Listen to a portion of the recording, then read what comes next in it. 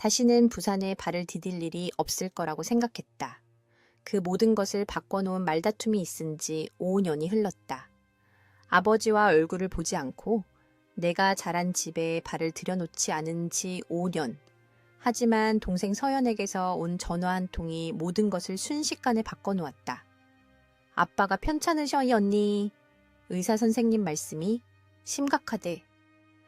서연의 목소리는 멀게만 들렸다. 마치 자기가 하는 말을 스스로도 믿지 못하는 것처럼 와봐야 할 것 같아. 부탁도 명령도 아니었다. 그저 피할 수 없는 사실을 확인시켜주는 말일 뿐이었다.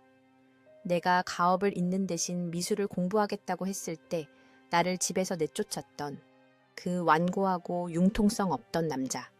나의 아버지가 이제 병원 침대에 누워 있었다. 췌장암, 말기. 서연의 말로는 몇 달 남지 않았다고 했다.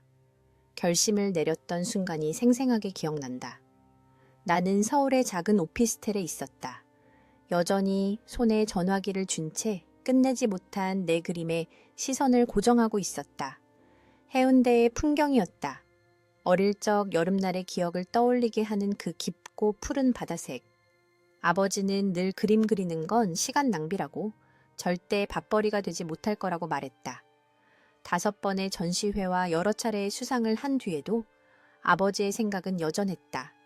갈 거야. 나는 그날 밤 짐을 싸며 남자친구인 민준에게 말했다. 기적적인 화해나 그런 건 기대 안 해. 씨. 가족 이야기가 나올 때마다 내 침묵을 3년이나 견뎌온 민준은 내가 옷을 개는 것을 도우며 그저 고개를 끄덕였다. 같이 가줄까? 아니, 너무 빨리 대답해버렸다. 혼자 가는 게 나아. 서울에서 부산까지 가는 KTX는 3시간 가까이 걸렸지만 내게는 한순간처럼 느껴졌다. 마음이란 건 기억에 사로잡혀 있을 때 시간을 왜곡하는 이상한 능력이 있다. 창밖으로 스쳐 지나가는 풍경들을 보며 내 머릿속은 그 마지막 말다툼을 몇 번이고 되풀이해서 재생하고 있었다. 우리 집안은 3대째 장사꾼이지 환쟁이가 아니야. 내가 그 집의 문을 닫고 다시는 돌아오지 않기 전 그가 내게 한 마지막 말이었다. 부산역은 여전히 위풍당당했다. 현대적인 모자이크와 끊임없는 소음까지 그대로였다.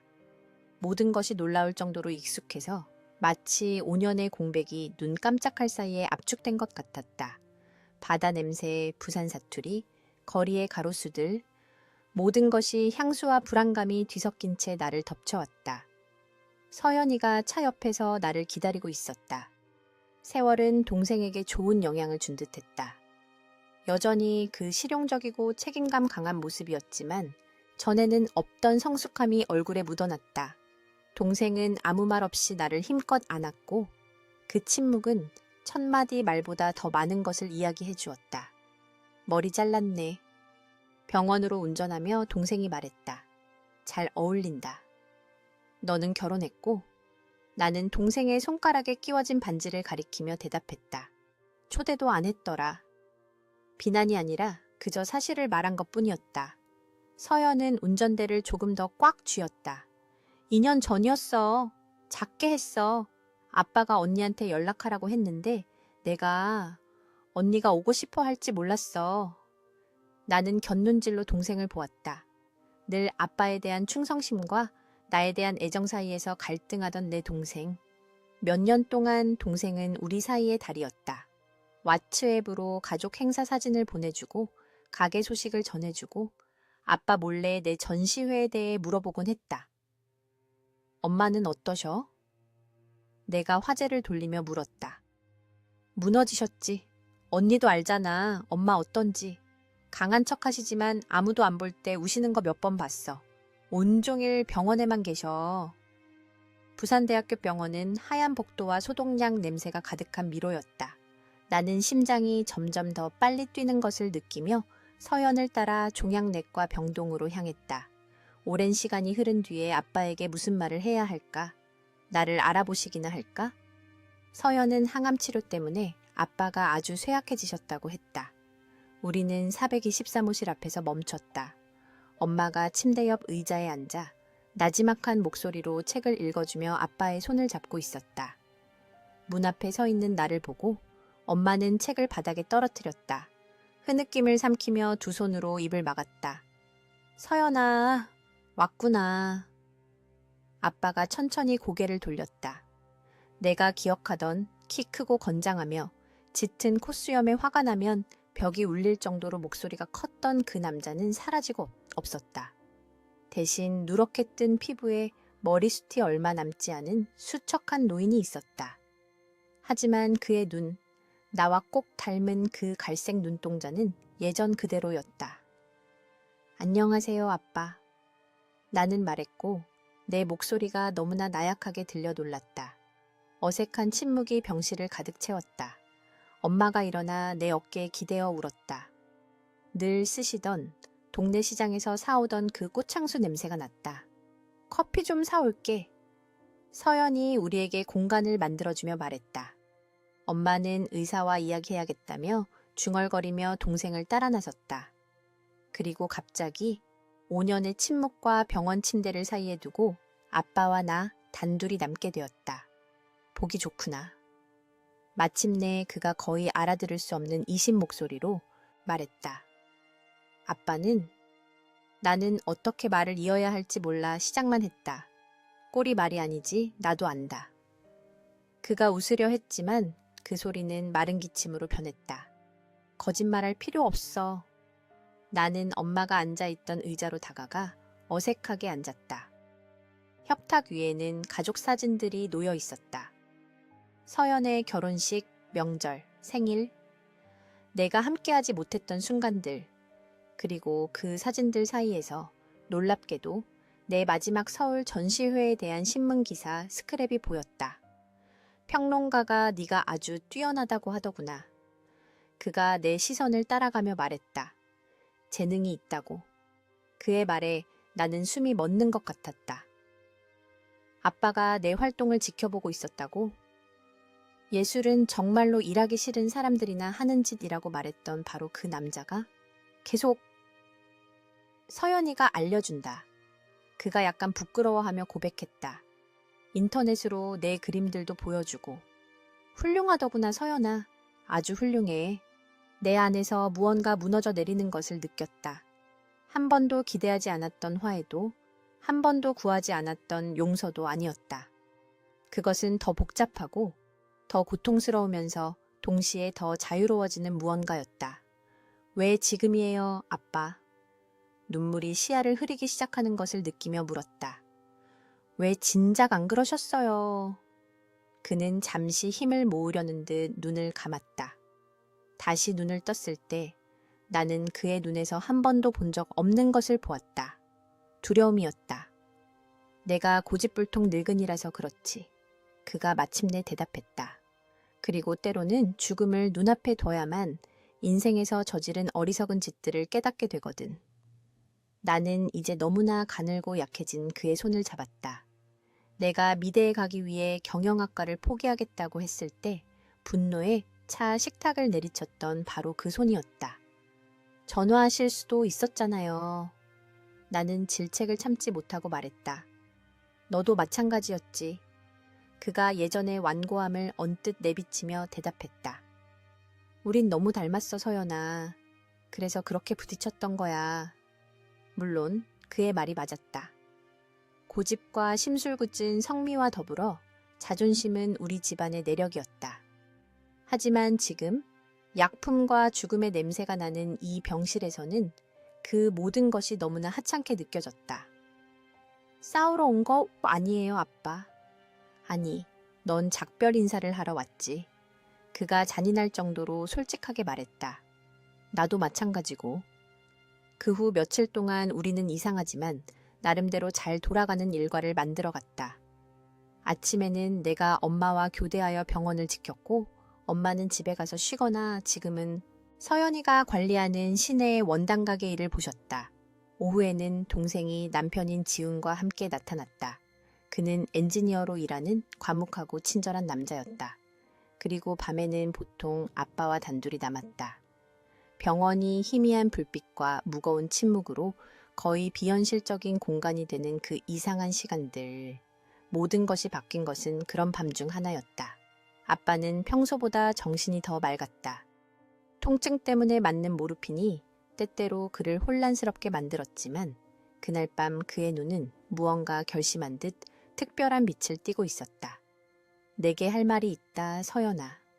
내가 무심코 잡지를 넘기고 있을 때 그가 갑자기 말했다. 아무에게도 한 적 없는 이야기야. 네, 엄마에게조차도.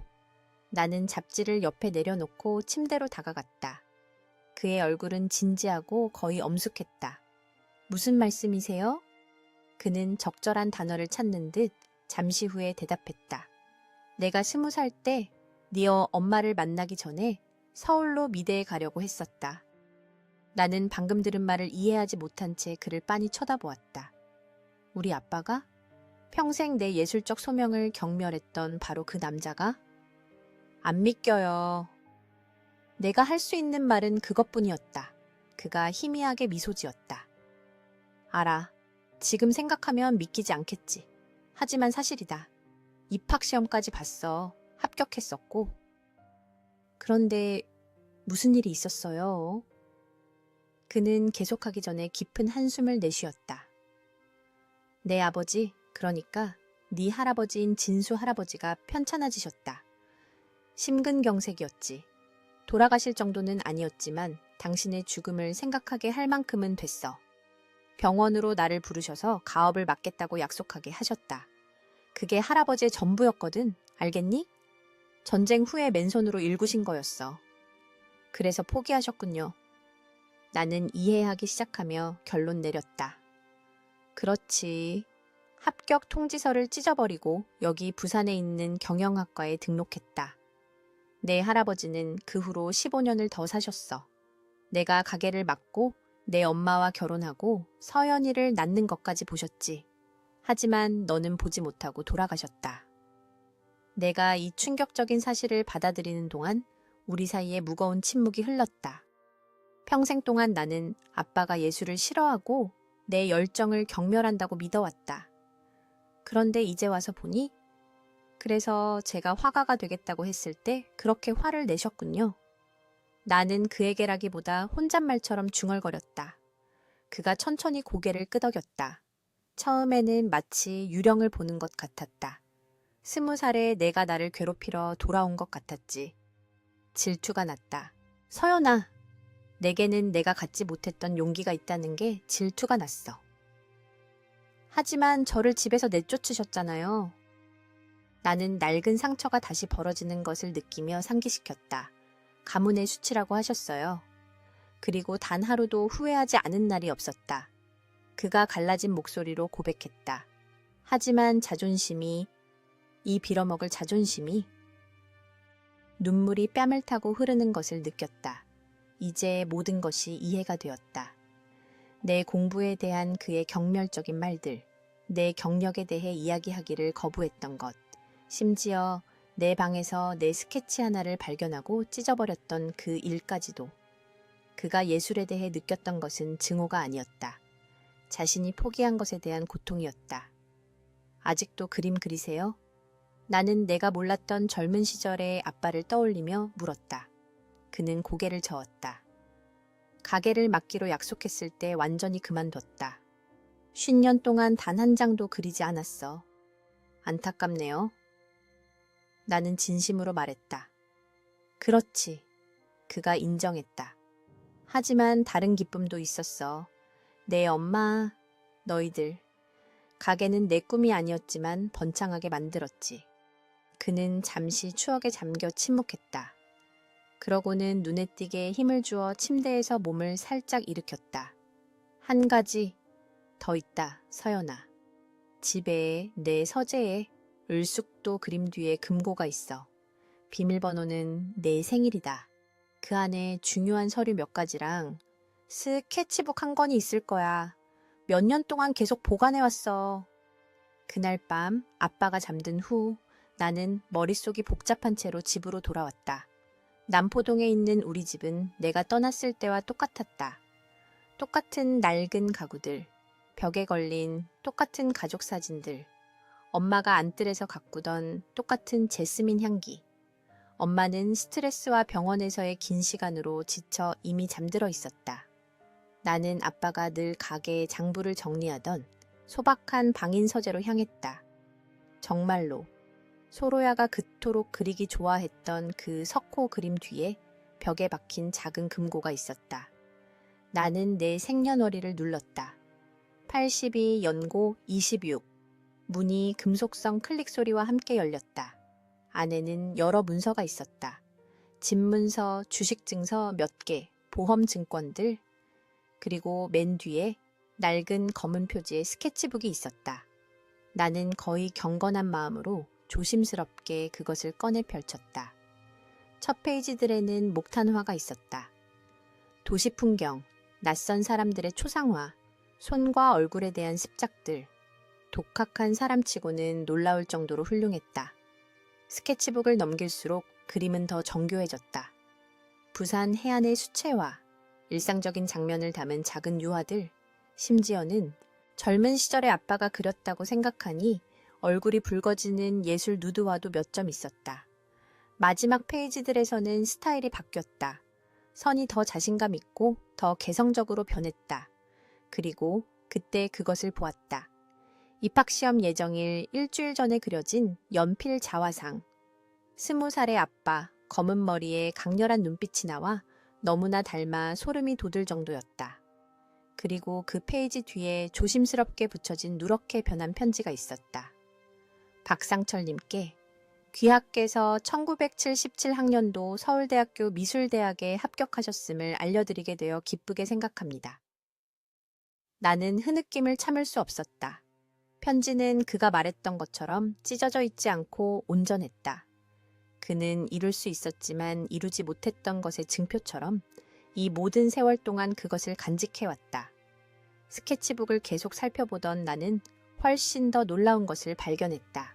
내 전시회에 대한 신문기사 스크랩, 내 작품에 대한 평론, 심지어 내 전시회 중 한 곳에서 몰래 찍은 듯한 사진들까지. 사진 중 하나에는 내가 서울에서의 첫 전시회 때 민준과 함께 웃고 있는 모습이 담겨 있었다. 아빠가 내가 모르는 사이에 나를 보러 왔었던 걸까? 스케치북의 마지막 페이지에는 단 하나의 그림이 있었다. 분명히 최근 사진을 바탕으로 한 내 초상화였다. 선은 떨리고 불안정했다. 마치 그것을 그린 손이 오랫동안 그림을 그리지 않은 듯했다. 하지만 눈빛, 그 표정. 그는 내 안에 본질적인 무언가를 포착해냈다. 아래에는 정성스러운 필체로 이렇게 쓰여 있었다. 박서연, 서울 2019년. 나는 밤새도록 서재에 앉아 내가 안다고 생각했던 아버지와 그의 그림들이 드러내는 이 남자를 조화시키려 애쓰며 스케치북을 몇 번이고 다시 넘겨보았다. 새벽에 엄마가 병원에 가려고 일어났을 때 빨갛게 충혈된 눈으로 여전히 그곳에 있는 나를 발견했다. 잠은 좀 잤니, 얘? 엄마가 걱정스럽게 물었다. 나는 말없이 스케치북을 보여주었다. 엄마는 마치 깨지기 쉬운 물건인 양 조심스럽게 그것을 받아들고 페이지를 넘기기 시작했다. 알고 계셨어요? 내가 마침내 물었다. 엄마는 고개를 저었다. 젊었을 때 그림 그리는 건 알았어. 가끔 내 초상화도 그려주곤 했지. 하지만 우리 결혼하고 얼마 안 돼서 그만두더라. 왜 그런지는 말해주지 않았어. 엄마는 자화상을 바라보며 잠시 말을 멈췄다. 하지만 네 할아버지와 관련이 있을 거라고 항상 짐작은 했지. 왜 진작 말씀해 주시지 않았어요? 내 귀에도 어린애 같은 질문으로 들렸지만 나는 알아야만 했다. 엄마는 스케치북을 닫고 모든 것을 다 본 듯한 그 피곤한 눈으로 나를 바라보았다. 내 아빠는 복잡한 사람이야, 서연아. 너한테 했던 일, 네가 미술을 선택했을 때 너를 멀리했던 거? 내 생각에 그건 그 사람의 뒤틀린 방식의 보호였을 거야. 네가 정말로 전념하고 있는지 자신처럼 포기하지 않을 거라는 걸 확인하고 싶었던 거지. 말이 안 돼요. 그 사람한테는 말이 됐겠지? 엄마가 한숨을 쉬었다. 늘 말했어.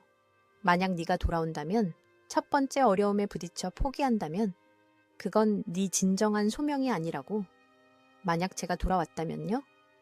하지만 넌 그러지 않았지. 엄마가 희미하게 미소 지었다. 너도 그 사람만큼이나 고집이 세잖니. 그날 아침 병원으로 돌아갈 때 나는 스케치북을 가지고 갔다. 아빠는 깨어 있었고 멍한 표정으로 창밖을 보고 있었다. 내가 그의 무릎 위에 스케치북을 올려놓자 그는 깜짝 놀랐다. 그게 저한테 어떤 의미인지 아셨으면서 왜 저를 집에서 내쫓으셨어요? 나는 단도직입적으로 물었다. 그는 대답하기 전에 오랫동안 나를 바라보았다. 네가 나처럼 될까봐 두려웠다. 의무감 때문에, 충성심 때문에 포기하고 반쪽짜리 인생을 살게 될까봐. 그 후 몇 주간은 기묘한 감정의 공백 상태에서 흘러갔다. 한편으로는 내가 마침내 아버지를 진짜 박상철을 알아가고 있다고 느꼈다. 내가 알던 무뚝뚝하고 현실적인 상인이 아니라 그 가면 뒤에 숨어있던 복잡하고 모순적인 남자를. 다른 한편으로는 우리에게 남은 시간을 재는 보이지 않는 시계를 무시할 수 없었다. 하루가 지날수록 그의 몸은 조금씩 더 쇠약해졌다. 정신이 맑은 순간들은 점점 더 드물어지고 더 소중해졌다. 어느 화요일 오후 서연이가 교대하러 오기를 기다리는 동안 나는 무심코 내 스케치북에 그림을 그리고 있었다. 아빠는 숨쉬기 힘들어하며 졸고 있었다. 별 생각 없이 나는 그의 얼굴을 그리기 시작했다. 깊은 주름, 세월도 무디게 하지 못한 날카로운 턱선, 서연이가 물려받은 도드라진 광대뼈. 나는 너무 집중한 나머지 그가 눈을 떴을 때를 알아차리지 못했다. 내 얼굴을 그리고 있느냐? 그가 쉰 목소리로 물었다.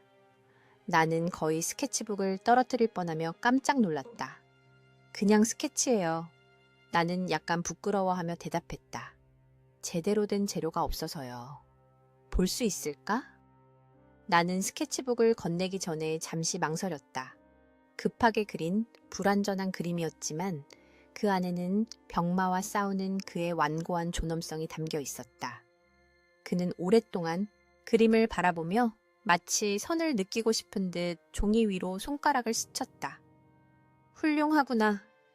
그가 마침내 말했다. 너는 진짜 재능이 있어. 나 같은 사람과는 달라. 아빠도 재능 있으세요. 나는 반박했다. 제가 아빠 그림들 봤어요.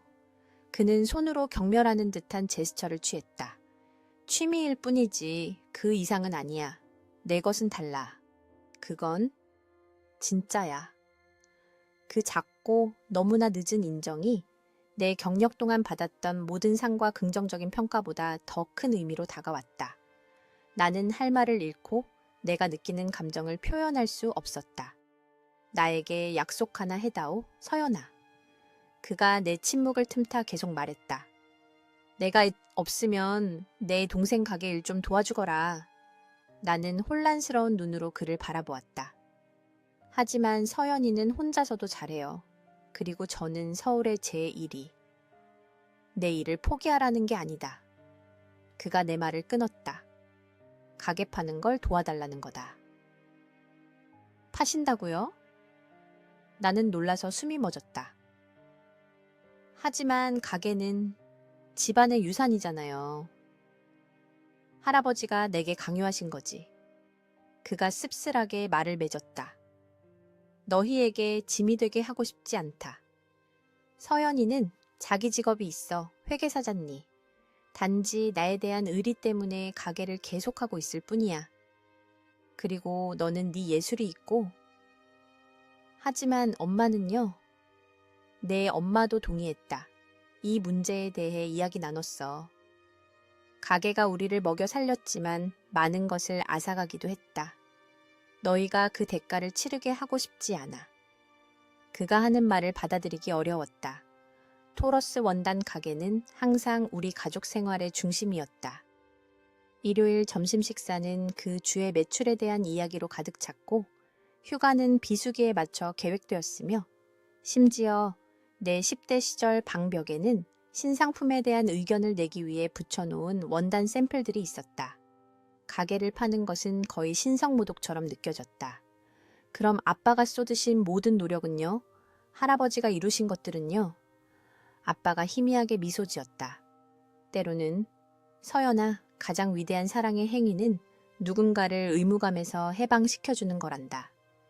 내 할아버지는 그걸 이해하지 못했지. 나는 너무 늦게 깨달았고 같은 실수를 저지르고 싶지 않다. 그 대화는 며칠 동안 나를 생각에 잠기게 했다. 마치 아버지가 마지막 순간에 우리 가족의 역사를 다시 쓰려고 강요된 희생의 순환을 끊으려고 애쓰는 것 같았다. 그 다음 목요일, 엄마가 아빠와 함께 있는 동안 서연과 나는 병원 카페에 단둘이 남게 되었다. 질병의 긴장감이 바로 우리. 위를 맴돌지 않는 몇 주 만에 처음으로 단둘이 이야기할 시간을 갖게 된 것이었다. 아빠가 가게 파는 얘기하셨어? 나는 이미 식어버린 커피를 무심코 저으며 물었다. 서연은 고개를 끄덕였다. 몇 달 전부터, 상태가 안 좋아지시기 전부터도. 언니는 어떻게 생각해? 동생은 손가락에 결혼 반지를 만지작거리며 대답하기까지 시간이 걸렸다. 그게 최선일 것 같아. 솔직히 한 번도 열정을 느껴본 적 없어. 잘하긴 해. 숫자에는 강하니까. 하지만 내가 선택했을 일은 아니야. 나는 놀라서 동생을 바라보았다. 서연은 항상 완벽한 딸이었고 정해진 계획을 불평 없이 따르는 아이였다. 그럼 뭘 선택했을 건데? 동생은 살짝 얼굴을 붉혔다. 웃을지도 몰라. 항상 미술사학을 공부하고 싶었어. 어릴 때부터 매료됐었어. 우리가 이탈리아나 국립중앙박물관에 가던 그 여행들. 하지만 언니한테 그런 일이 있고 나서는 감히 입 밖으로 꺼내지도 못했어. 마치 배를 한 대 맞은 것 같았다. 이 모든 시간 동안. 그래서 나한테 방문했던 박물관 사진들을 보냈던 거야? 그런 것 같아. 동생이 수줍은 미소와 함께 인정했다. 언니를 통해 조금이나마 대리만족했던 거지. 우리 사이에 어색한 침묵이 흘렀다. 서로를 거의 알지 못하는 두 자매. 단지 거리뿐만 아니라 가족의 기대와 비밀 때문에 멀어져 있었다. 절대 늦지 않았어, 알지? 내가 마침내 말했다. 지금 공부할 수도 있잖아. 33, 결혼도 했고 안정적인 직장도 있는데. 왜 안 돼? 나도 28배 대학원에 다시 갔어. 서연은 잠시 그 생각을 고려하는 듯 했지만 이내 고개를 저었다. 모르겠어, 언니. 복잡해. 지은 씨랑 나 아이 가지려고 노력 중이거든. 적어도 생각해봐. 내가 고집했다. 이제 아빠가 원하시는 건 그걸 거야. 우리가 우리 자신에게 충실한 것. 그날 밤 집에서 나는 무언가를 더 발견했다. 다락방에서 옛날 사진을 찾다가 박상철 이니셜이 새겨진 나무 상자를 발견했다. 안에는 가게의 낡은 계약서, 누렇게 변한 청구서들이 담긴 서류철들이 있었고, 그리고 아버지의 틀림없는 필체로 내 이름이 쓰인 큰 봉투가 있었다. 나는 떨리는 손으로 그것을 열었다. 안에는 서울, 부산, 심지어 홍익대학교 미술대학원에 지원하는 장학금 신청서들이 들어있었다. 모두 내 정보로 채워져 있었고 내가 집을 나간 해의 날짜가 적혀 있었다. 아빠는 그것들을 보낸 적이 없었다. 나는 엄마가 저녁으로 김치찌개를 끓이고 있는 부엌으로 내려갔다. 이게 뭐예요? 나는 신청서들을 보여주며 물었다. 엄마는 주걱을 내려놓고 앞치마에 손을 닦은 뒤 서류를 받아들었다. 아, 서연아. 이건 너희가 싸운 뒤였어. 네가 정말로 떠났다는 걸 아시고 네 아빠가 준비하신 거야. 너한테 보내주고 싶어 하셨어. 네가 모르게 이 장학금을 통해 경제적으로 도와주고 싶어 하셨지. 하지만 그러다 네가 이미 혼자 힘으로 그 재단 장학금으로 서울에 들어갔다는 걸 알게 됐어. 왜 말씀 안 하셨어요? 왜 전화 안 하셨어요? 엄마는 슬픈 눈으로 나를 바라보았다. 너도 알잖니. 그 사람 어떤지. 자존심, 부끄러움. 내 생각엔 네가 당신 도움 없이 해냈다는 것에 안도했던 것 같아. 그게 네 진정한 소명이라는 걸 확인시켜줬으니까. 나는 병원에서 그가 내게 했던 말을 다시 떠올렸다. 네가 나처럼 될까봐 두려웠다. 의무감 때문에 충성심 때문에 포기하고 그분만의 뒤틀린 방식으로 저를 보호하고 계셨던 거군요. 나는 엄마에게라기보다 혼잣말처럼 중얼거렸다. 제가 가족의 의무감 때문에 돌아오지 않도록 저를 멀리하신 거였어요. 내 아빠는 항상 사랑을 표현하는 방식이 이상했어. 엄마가 한숨을 쉬었다. 자신의 꿈을 포기하는 게 얼마나 힘들었는지 너무 늦게 깨달았지. 너희가 같은 일을 겪길 원치 않으셨던 거야.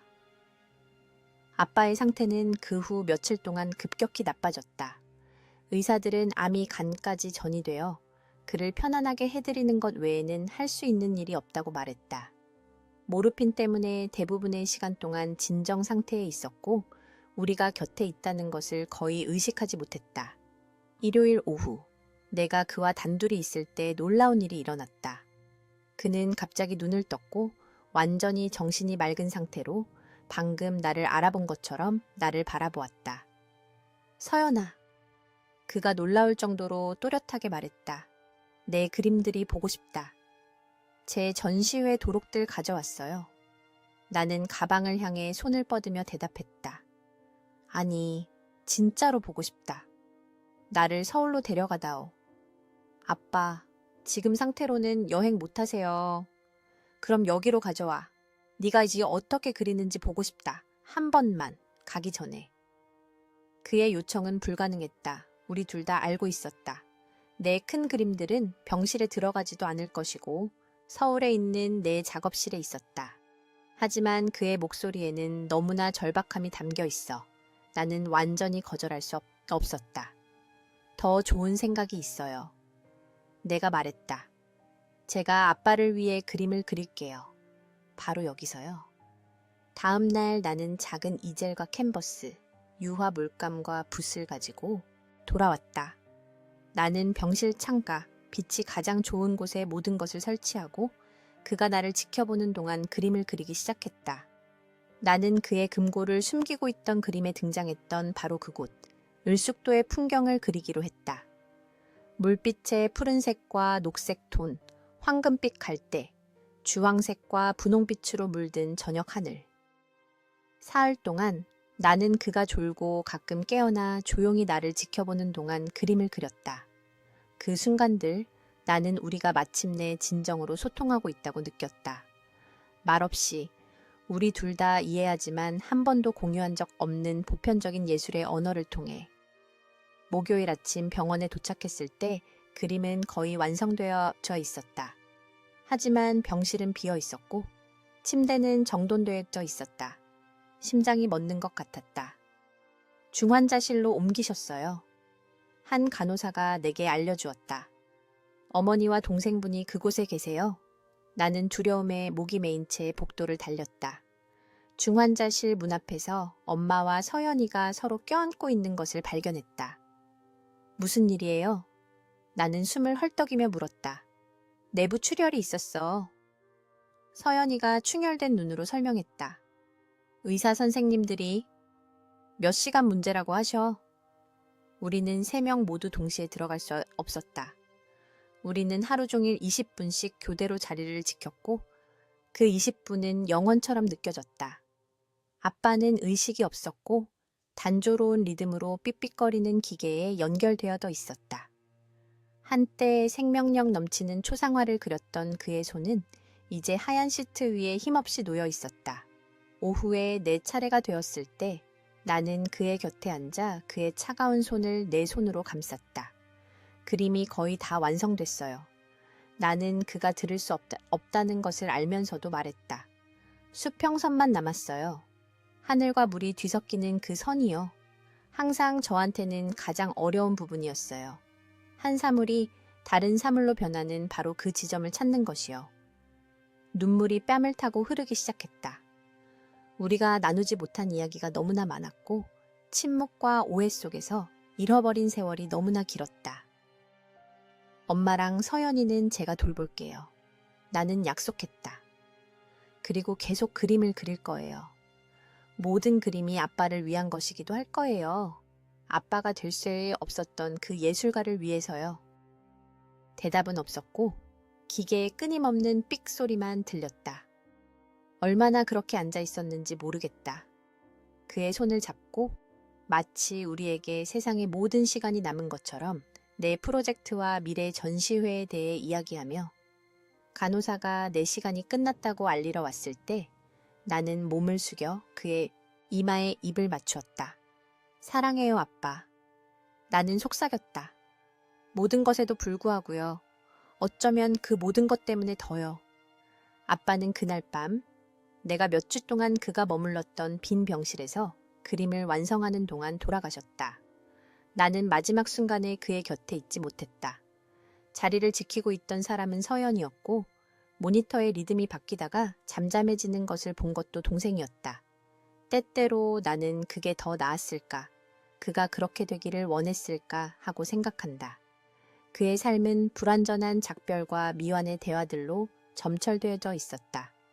그의 죽음 또한 그러했던 것이 아마도 적절했을 것이다.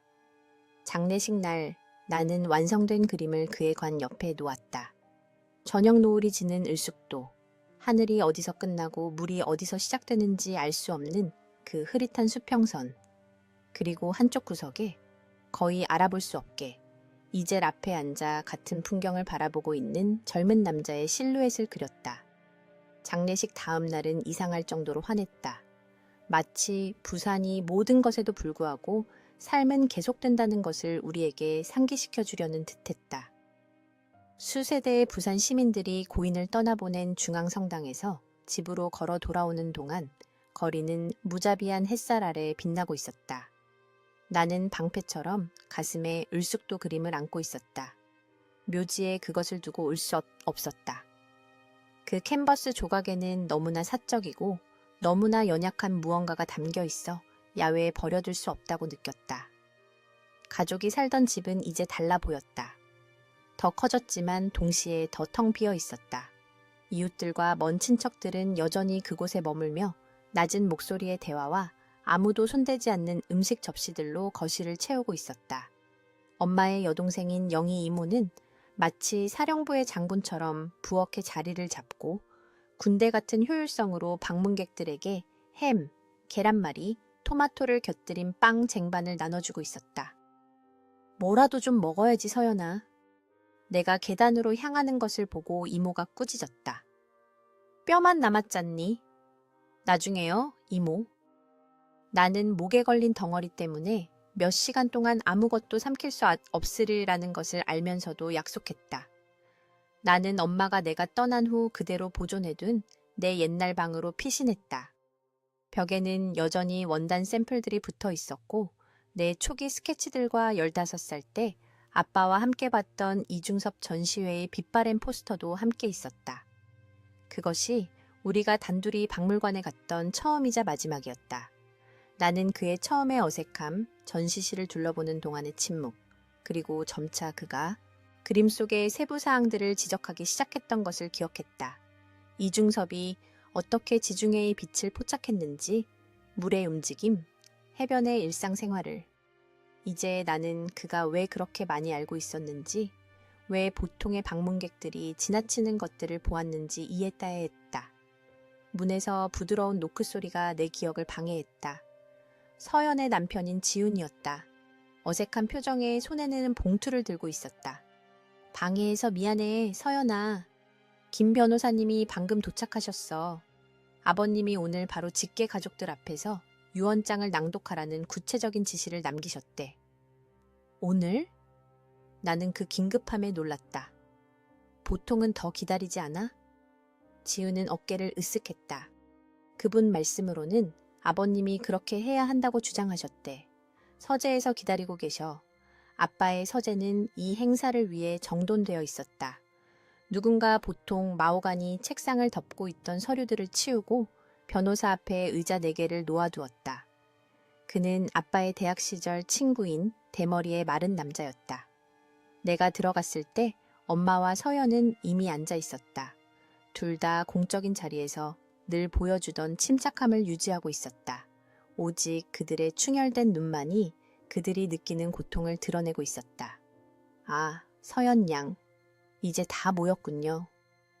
김 변호사가 안경을 고쳤으며 말했다.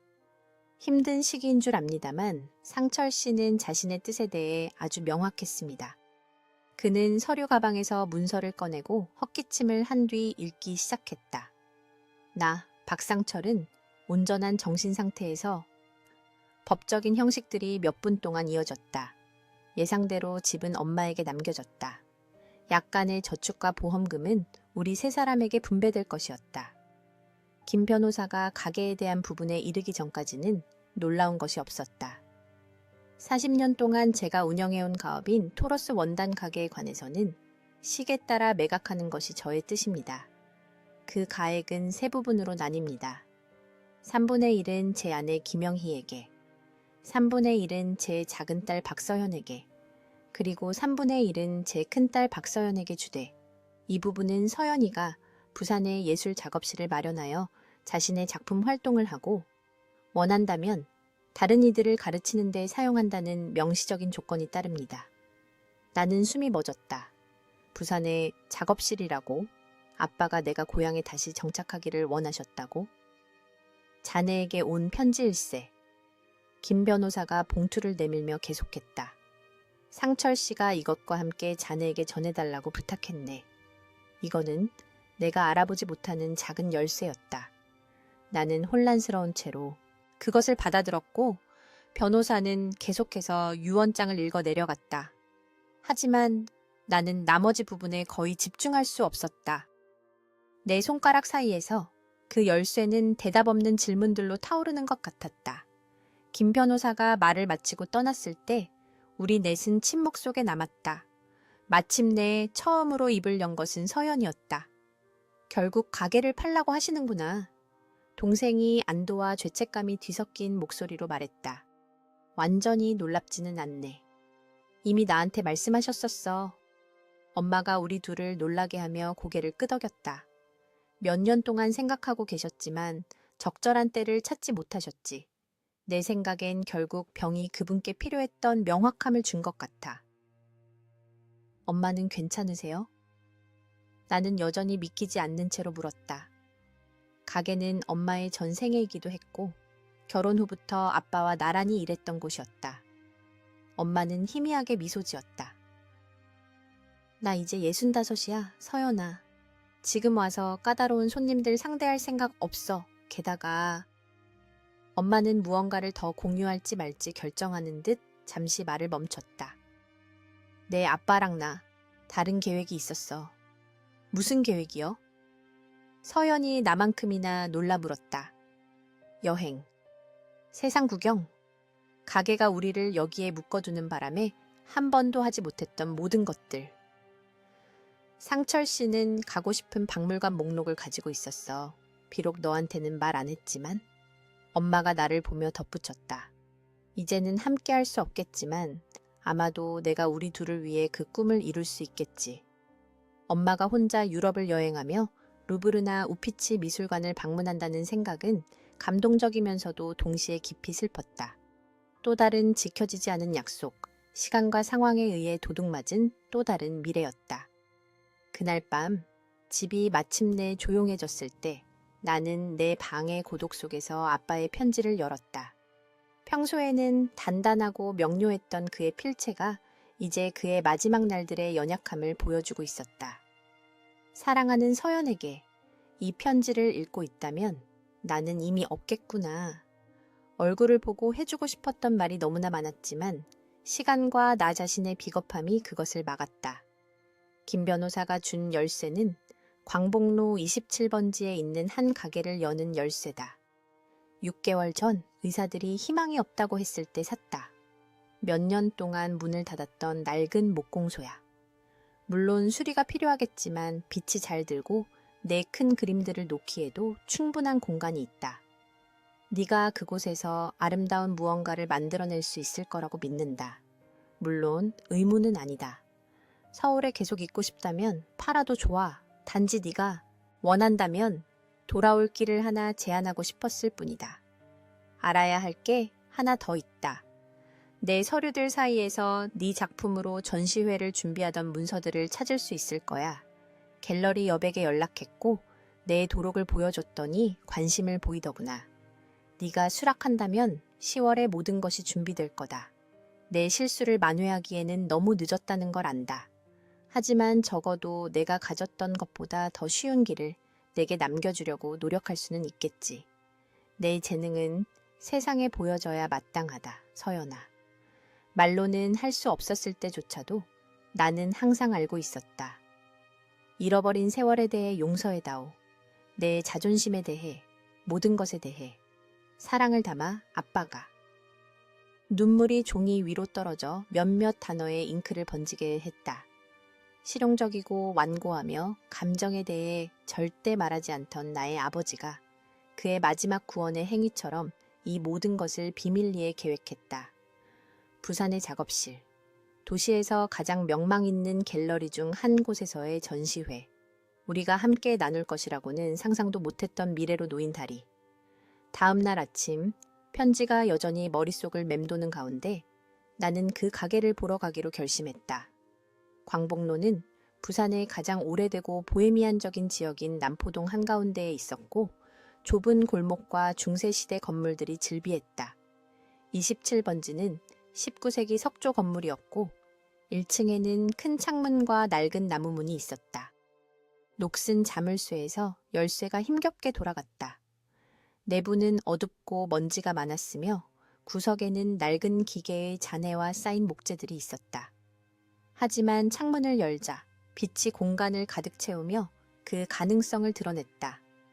나무 들보가 있는 높은 천장, 드러난 벽돌 벽, 이웃집에서 무화과 나무가 넘어온 안뜰.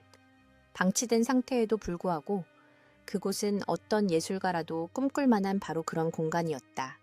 나는 이제 내 것이 된 그 텅 빈 가게 한가운데 먼지 쌓인 바닥에 앉아 감사와 슬픔이 뒤섞인 기묘한 감정을 느꼈다.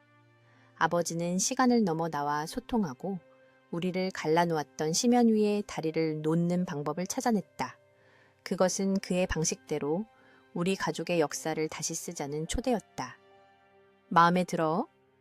서연의 목소리에 나는 깜짝 놀랐다. 동생은 문 앞에 서서 수줍은 미소로 나를 바라보고 있었다. 내가 여기 있을 줄 어떻게 알았어? 나는 슬쩍 눈물을 닦으며 물었다. 한 달 전에 아빠가 말씀해 주셨어. 혹시라도 언니가 망설이면 꼭 보게 하라고 부탁하셨어. 동생은 다가와 내 옆에 앉았다. 우리 둘은 창문으로 들어오는 빛이 나무, 바닥에 기하학적인 그림자를 들이우는 것을 바라보았다. 가게를 파는 것은 우리가 예상했던 것보다 더 복잡했다. 관심 있는 사람이 없어서가 아니었다. 가게는 좋은 상권에 있었고 충성스러운 고객층도 있었다. 문제는 우리 모두에게 그 일이 감정적으로 너무나 무겁다는 것이었다. 재고 조사를 하거나 잠재적 구매자들과 만나기 위해 그곳에 들어갈 때마다 기억들이 유령처럼 우리를 덮쳤다. 계산대 뒤에서 원단 길이를 재던 아빠, 망설이는 고객들에게 조언해주던 엄마, 여름날 비단 두루마리 사이에서 놀던 어린 시절의 서형과 나. 우리 벨벳 샘플로 오두막 만들었던 거 기억나? 어느 날 오후 우리가 회계장부를 검토하는 동안 서연이 물었다. 아빠는 화난 척 하셨지만 나중에는 우리랑 같이 그 안에 들어가서 이야기를 들려주셨지. 나는 그 기억에 미소 지었다. 그리고 내가 이탈리아 수입 원단에 커피 쏟았을 때 엄마한테 혼나지 않게 자기가 그랬다고 하셨던 거. 아빠는 항상 당신만의 방식으로 언니를 보호하셨어. 서연이 생각에 잠겨 말했다. 언니한테 화가 난 것처럼 보일 때조차도. 나는 이제 막 이해하기 시작한 그 진실을 받아들이며 조용히 있었다. 아버지는 복잡한 사람이었다. 모순과 침묵으로 가득 찼지만 너무 늦기 전까지는 표현할 줄 몰랐던 사랑으로도 가득 찬 사람이었다. 마침내 6월, 우리는 적절한 구매자를 찾았다. 원단 사업은 유지하되 현대화하고 현대적인 디자인과 온라인 상점을 도입하려는 젊은 부부였다. 엄마는 다른 이름과 다른 손으로 남아 그 유산이 어떤 형태로든 이어진다는 생각에 마음에 들어 하셨다. 토러스는 언제나 토러스지. 매매 계약서에 서명하던 날 엄마가 우울함과 수용이 뒤섞인 목소리로 말했다. 동네 사람들은 몇 년 동안 계속 그렇게 부를 거야. 그날 유언에 따라 세 부분으로 나뉜 수표를 막 현금으로 바꾼 뒤 서현은 성당 근처 테라스에서 식혜를 마시며 예상치 못한 제안을 했다. 생각해봤는데 동생이 초조하게 음료를 저으며 말했다. 내가 작업실 일 좀 도와줄 수 있을 것 같아. 도와준다고? 무슨 말이야? 있잖아, 리모델링이나 관리 같은 거. 난 항상 숫자랑 정리하는 데 재능이 있었잖아. 그리고 언니는 서류 작업에는 젬병이고. 동생이 짓궂은 미소를 지으며 덧붙였다. 행정 파트에서 언니의 파트너가 될 수 있을 거야. 나한테도 변화가 좀 필요하고. 나는 놀라서 동생을 바라보았다. 회계 일은, 그리고 가족 계획은? 서현은 대답하기 전에 깊은 한숨을 내쉬었다. 지훈 씨랑 나 좀 천천히 하기로 했어. 이 모든 일이 있고 나서 뭐랄까 더 이상 미루고 싶지 않은 것들이 있다는 걸 깨달았어. 미술사 공부 같은 거? 동생이 결심에 찬 눈빛으로 덧붙였다. 다음 학기부터 대학에 등록했어. 물론 시간제로. 나는 할 말을 잃었다. 내 동생, 분별 있고 현실적인 서연이가 인생의 급진적인 전환을 하고 있었다. 아빠가 자랑스러워 하실 거야. 내가 마침내 식탁 위 동생의 손을 잡으며 말했다. 우리 둘 다. 동생이 고개를 끄덕였다. 마침내 우리가 기대되는 모습이 아니라 우리가 원하는 걸 하고 있으니까. 작업실 프로젝트는 여름 동안 빠르게 진행되었다. 서연이 예산과 계약업체를 관리하면서 광복로 가게의 리모델링은 기록적인 시간 안에 형태를 갖추어 갔다. 낡은 목공 기계들은 골동품상에게 팔렸고 벽은 청소되고 회반죽이 칠해졌으며 나무 바닥은 복원되어 몇 년 동안의 먼지와 방치 아래 숨겨져 있던 아름다운 오크나무가 드러났다. 그동안 나는 부산과 서울을 계속 오가며 옛 작업실의 일들을 마무리하고 최종적인 귀향을 준비했다. 남자친구인 민주는 체념과 이해가 뒤섞인 채 상황을 받아들였다. 몇 달 전부터 이미 삐걱거리던 우리 관계는 거리와 나의 새로운 우선순위에 견디지 못했다. 우리는 드라마 없이 헤어졌다. 우리 둘 다 더 이상 교차하지 않는 길을 가고 있다는 확신과 함께 7월의 어느 날 오후 작업실에 조명 시스템 설치를 감독하고 있을 때 모르는 번호로 전화가 걸려왔다. 박서연 씨? 갤러리 여백의 최은주입니다. 아버님과 준비하시던 전시회 건으로 전화드렸습니다. 심장이 쿵 내려앉았다. 아빠가 편지에서 언급했던 문서들을 찾았지만 갤러리에 연락할 용기가 나지 않았다. 너무나 비현실적이고 너무나 사후의 일처럼 느껴졌다. 네, 서류는 가지고 있어요. 나는 긴장한 티를 내지 않으려고 애쓰며 대답했다. 아버지는 몇 달 전에 돌아가셨어요. 알고 있습니다. 정말 안타깝게 생각합니다. 최 관장이 진심 어린 공감의 목소리로 말했다. 박상철 선생님은 정말 특별한 분이셨어요. 당신의 작품을 제게 보여주려고 얼마나 애쓰셨는지 정말 자랑스러워 하셨습니다. 당신이 따님이라는 말은 한 번도 안 하셨고요. 그 말에 나는 숨이 멎었다. 아빠가 우리 가족 관계를 내세우지 않고 내 작품을 소개했다고?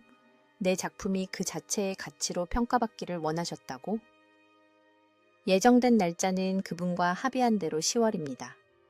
최 관장이 계속했다. 하지만 미루고 싶으시다면 충분히 이해합니다. 아니요. 나는 나 자신도 놀랄 만큼 단호하게 대답했다.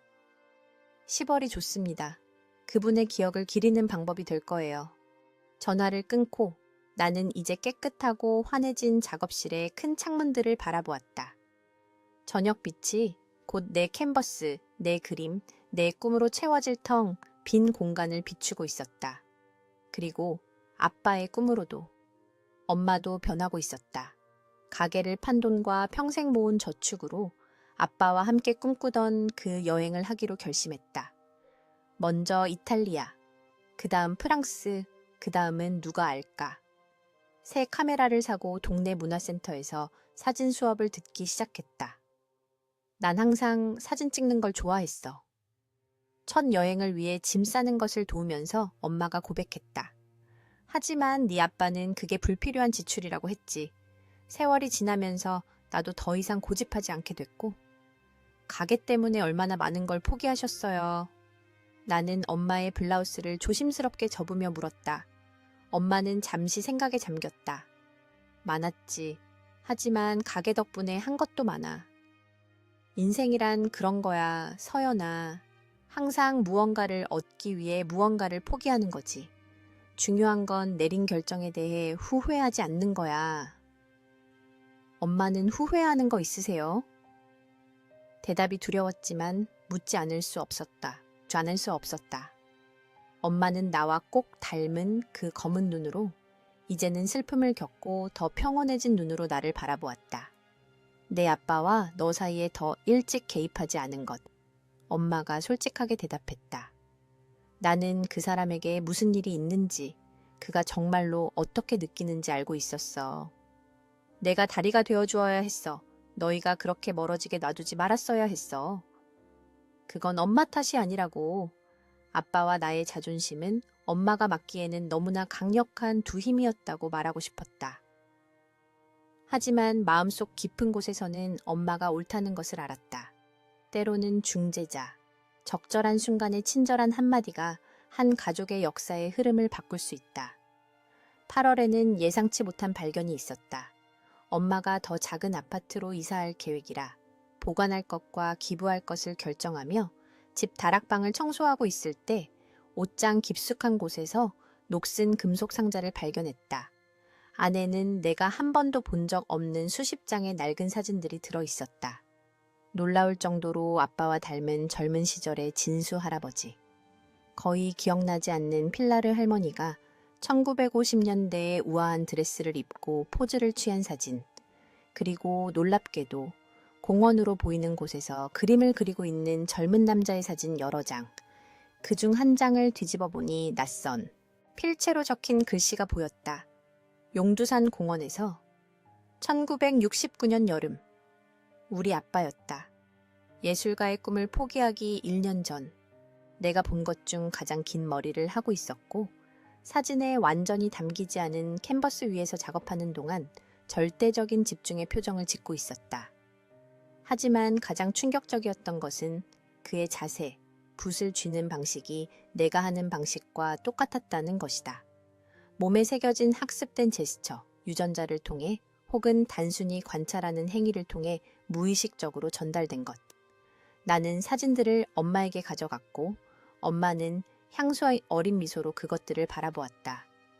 내 필라르 할머니가 보관하신 거야. 엄마가 설명했다.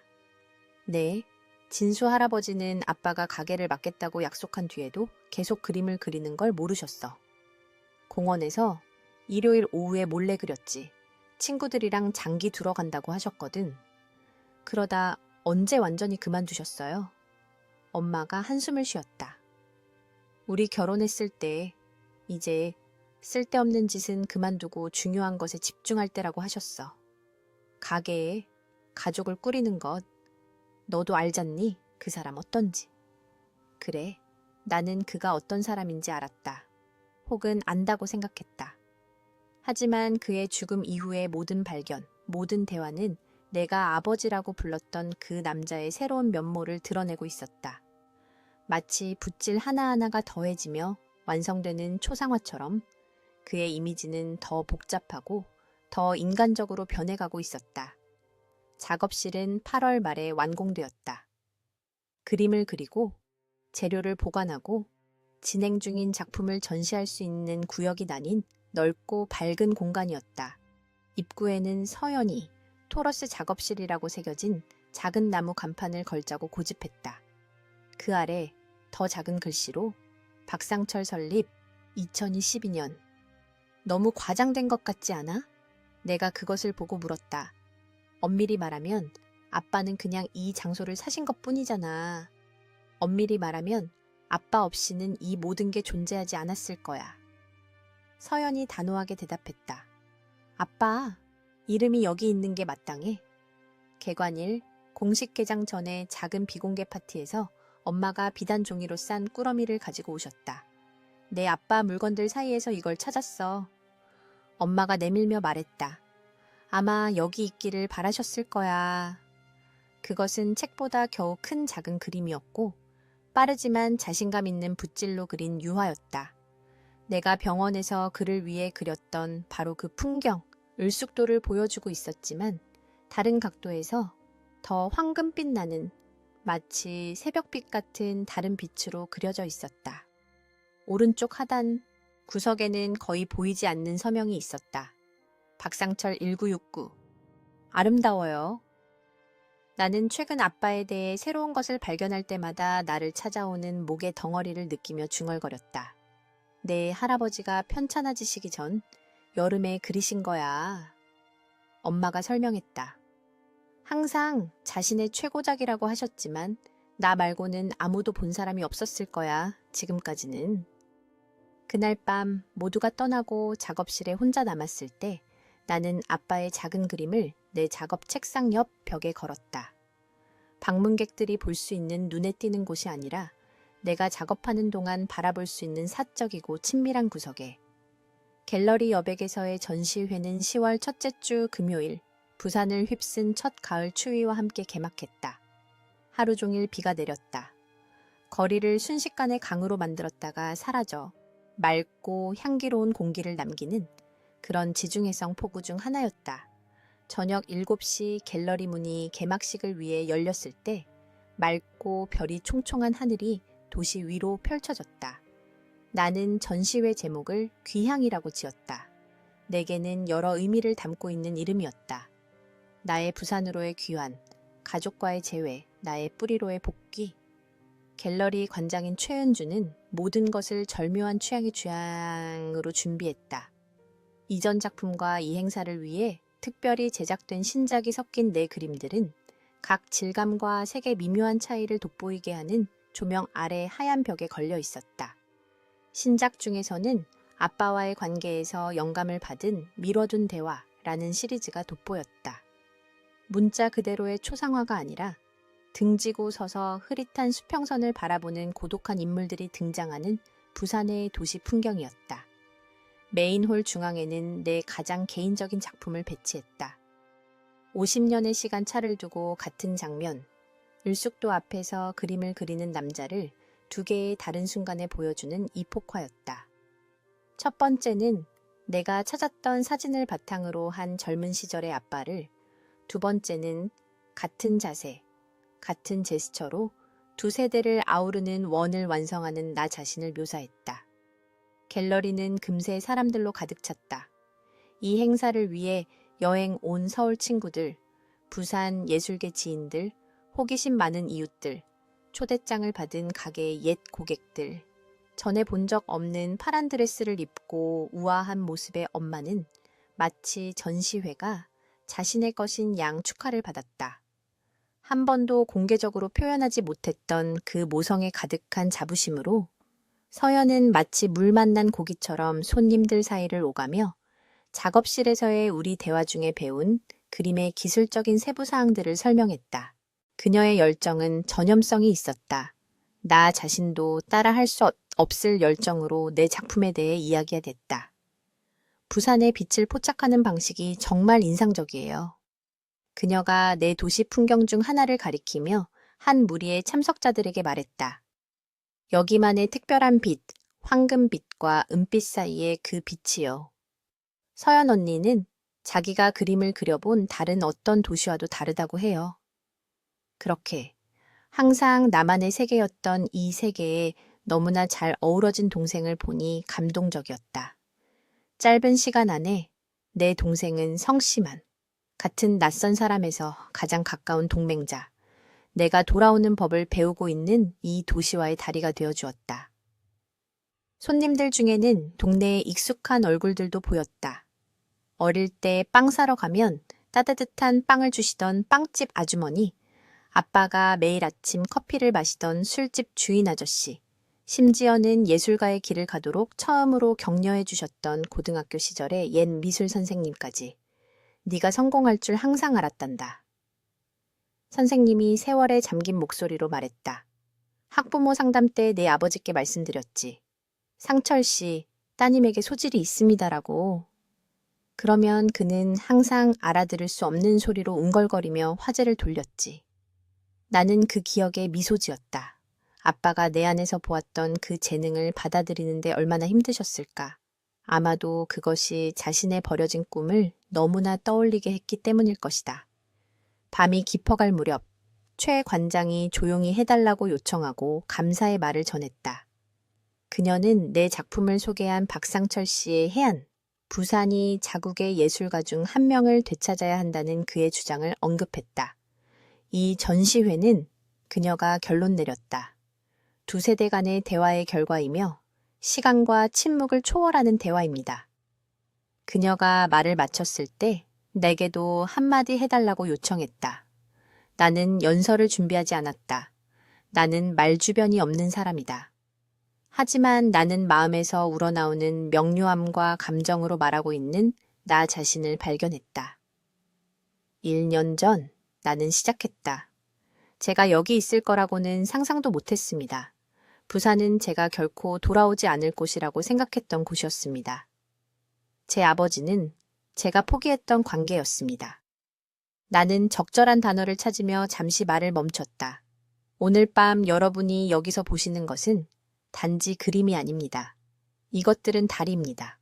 과거와 현재 사이에 우리가 누구인지와 우리가 될 수 있었던 것 사이에 너무나 닮아서 서로를 이해할 수 없었던 아버지와 딸 사이에 나는 엄마가 몰래 눈물을 닦는 것을 보았다. 서연은 반짝이는 눈으로 미소 짓고 있었다. 그녀 옆에서 지우는 조용한 지지의 몸짓으로 그녀의 어깨를 감싸고 있었다. 제 아버지는 말이 없는 분이셨습니다. 나는 계속했다. 하지만 결국 제가 들어야 할 모든 것을 제게 말할 방법을 찾으셨습니다. 이 전시회는 그분을 위한 것입니다. 그리고 그분처럼 다른 이들이 자신의 꿈을 좇을 수 있도록 자신의 꿈을 포기해야 했던 모든 이들을 위한 것입니다. 개막 후 몇 주간은 정신없이 바빴다.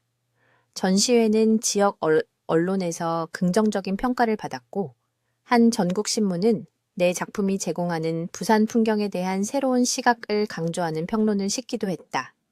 이폭화 중앙작품을 포함해 여러 점의 그림이 팔렸고 이폭화는 한 수집가에게 팔려 시의 작은 현대미술관에 기증되었다.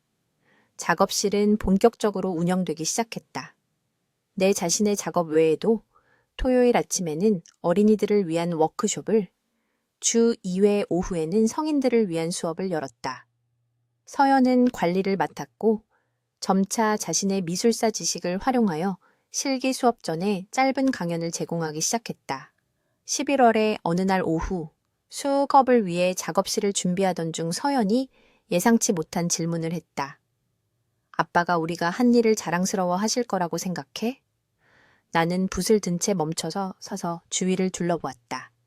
그가 샀던 공간은 이제 생명과 창의력으로 넘실거리고 있었다. 미완성된 캔버스들, 물감 자국이 묻은 팔레트, 유화와 테레비뉴 향기. 벽에는 내 작품과 함께 가장 재능 있는 학생들의 그림 몇 점이 걸려 있었다. 한쪽 구석에는 유리로 보호된 1969년에 아빠가 그린 을숙도의 작은 풍경화가 있었다. 자랑스러워 하시는 것 이상일 거야. 내가 마침내 대답했다. 평안하실 거야. 그날 밤 마지막 학생이 떠나고 우리 둘만 남았을 때 서연은 와인 한 병과 잔 2개를 꺼냈다. 보여줄 게 있어. 그녀가 약간 긴장하며 말했다. 가방을 뒤져 새 스케치북을 꺼냈다. 연습하고 있어. 나는 호기심에 그것을 펼쳤다. 첫 페이지들에는 소심하지만 가능성이 보이는 스케치들이 있었다. 커피잔, 그녀의 창문에서 본 풍경, 미완성된 자화상. 걸작은 아니었지만 진정한 감수성, 세부 사항에 대한 예리한 눈을 보여주었다.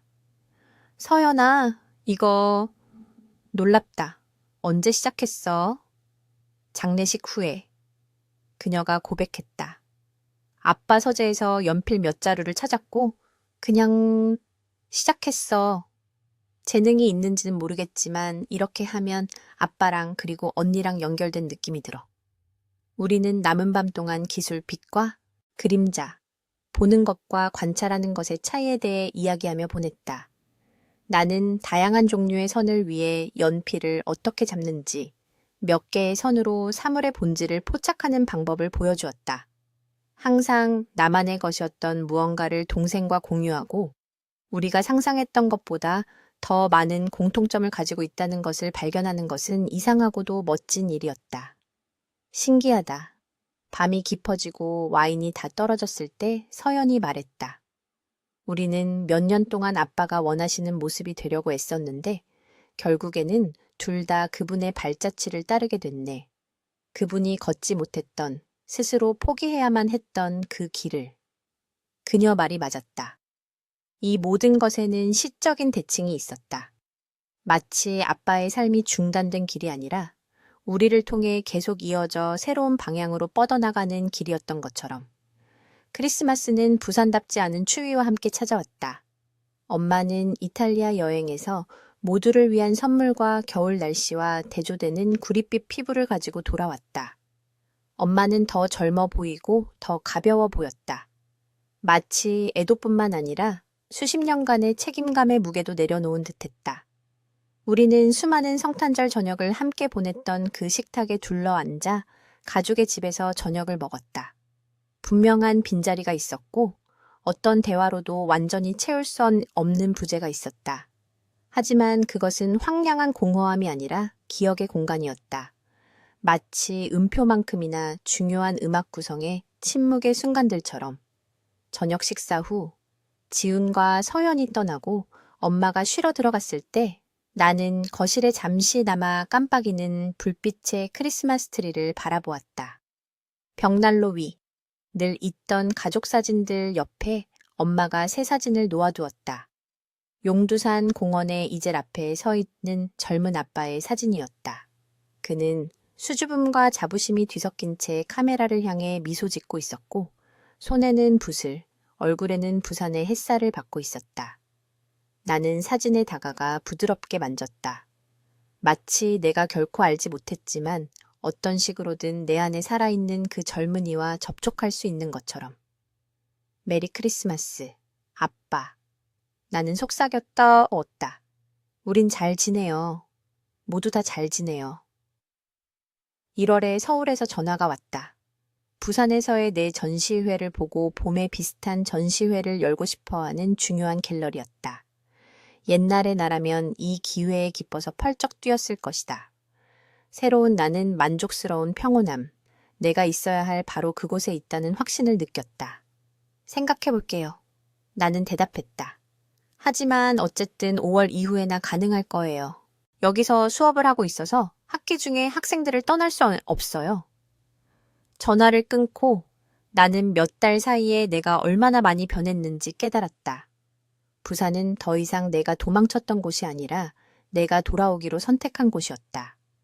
몇 년 동안 이 도시와의 관계를 규정했던 아버지와의 갈등은 우리 둘을 넘어선 화해로 변모했다.